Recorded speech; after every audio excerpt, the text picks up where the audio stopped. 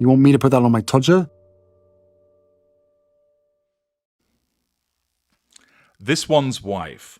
The madness goes too far. Hello, I'm H.G. Tudor.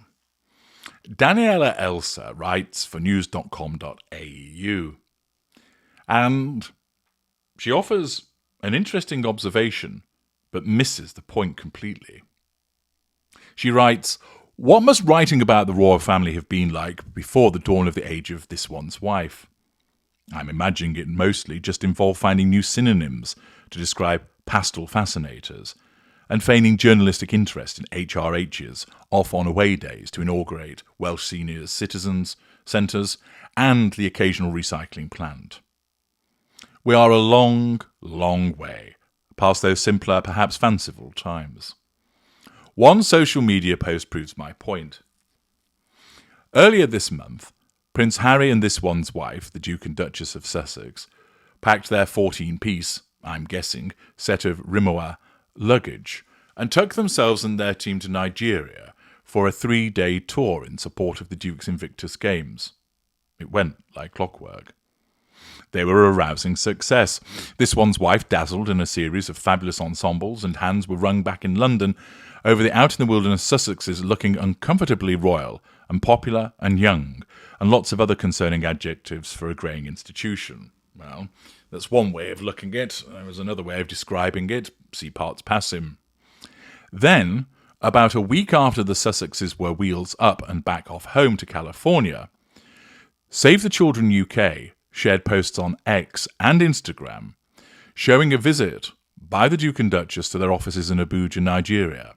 While there, Harry and This One's Wife, prepare yourselves, sat around a table and spoke to Save the Children youth ambassadors Mariam and Purity, who are tireless advocates for children's rights. The social media reaction was stunning. "We'll never give money to this charity again. Why are you sharing this visit by two wicked people who should be kept well away from children? We shall withdraw our direct debit donations immediately.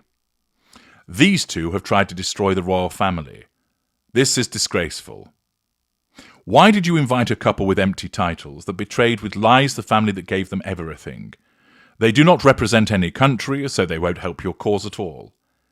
Instead of this being kept as a private visit, this will now be used as propaganda to show Arswell has helped this charity but do nothing and get grants." Those are just some of the reactions that Elsa refers to.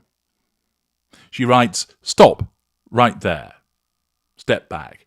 Here are two people being vilified for wanting to help save kids' lives. Things have gone far, far too far when people are talking about withholding money from a children's charity out of venom towards the Duke and Duchess of Sussex. You don't have to be a devoted member of the Sussex squad or think they are the two of the most hard-done-by people since the bubonic plague was in its heyday. Heck, you don't even have to remotely like them to view their Save the Children visit as an indisputable, will brook no disagreement good thing. The couple undertake this simple, straightforward outing, a textbook charity visit, and they are being treated like they were caught with their hands in the Save the Children petty cash tin and their pockets full of post-it notes and barrows nicked from the NGO's stationery cupboard. But the madness didn't stop there. Several days later, Save the Children UK shared a post supporting Kate, the Princess of Wales's early years business task force, putting out a report. The social media responses continued this same line of attack, lambasting the charity and calling the Duke and Duchess scammers, fake grifters, and frauds. And yet, somehow, Harry and This One's Wife doing some royaling triggers some people to just unleash in the most astonishingly horrible way.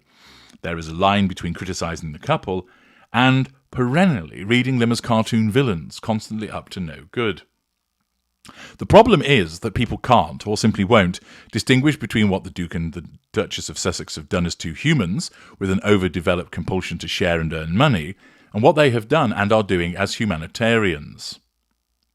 In giving their Oprah Winfrey interview while Prince Philip was in hospital, and we now know dying, in her late majesty knowing in her final months that her grandson was writing a memoir and making a multi-part Netflix series with This One's Wife, in Harry having levelled a rat-a-tat-tat of recriminations and grievances at his immediate family on television and in print, and in return for tens of millions of smackaroos, well, there is plenty that cooler minds or news.com.au writers might not exactly agree with.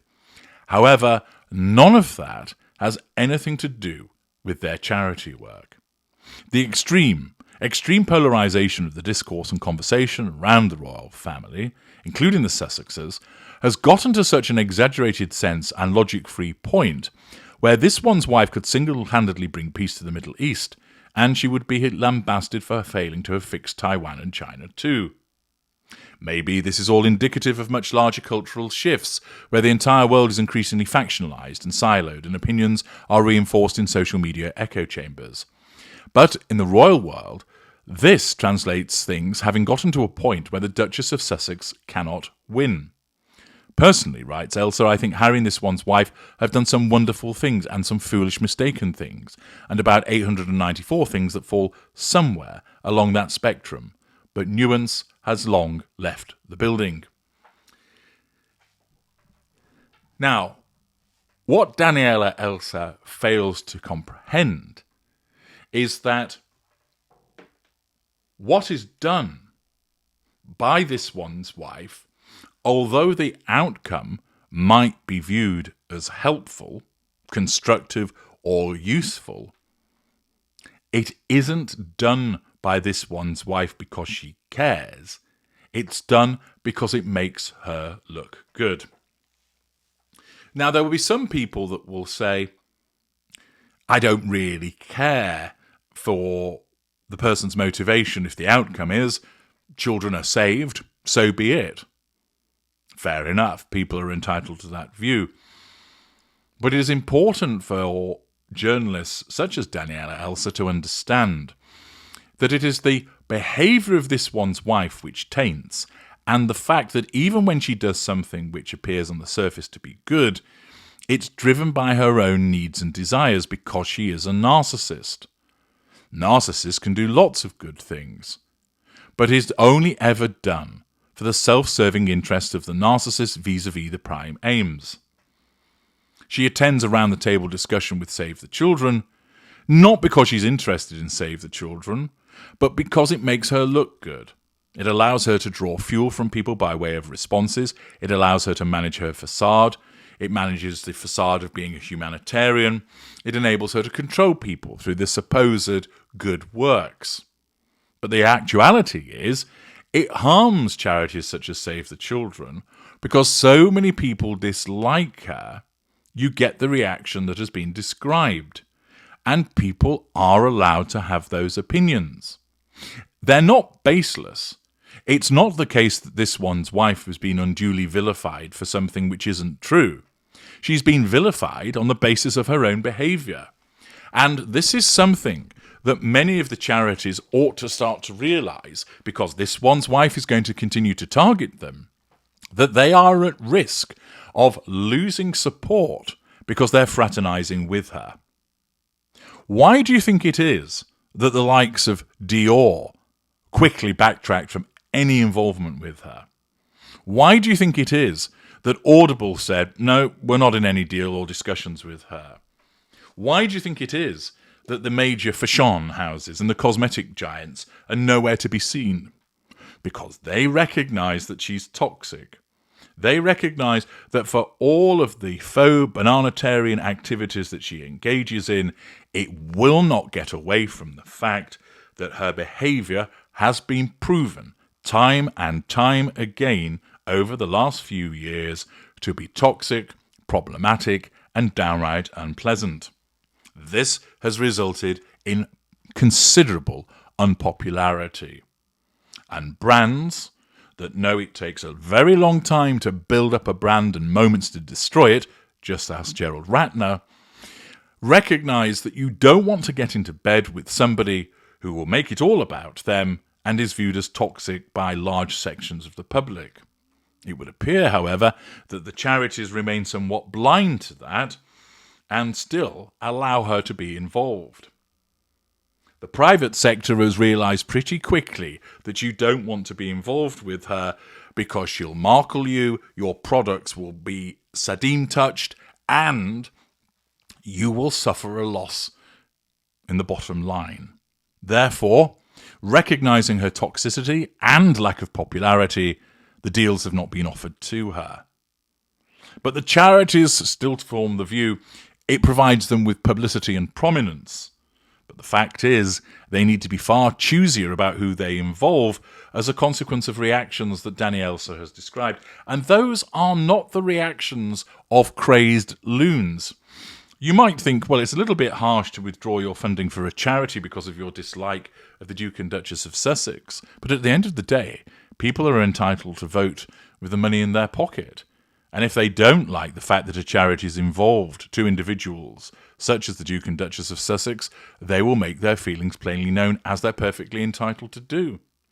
The charities ought to be thinking more intensely and looking ahead, recognising, hang on a second, poll after poll tells us they're unpopular. We can see the private sector doesn't really want to have much to do with them.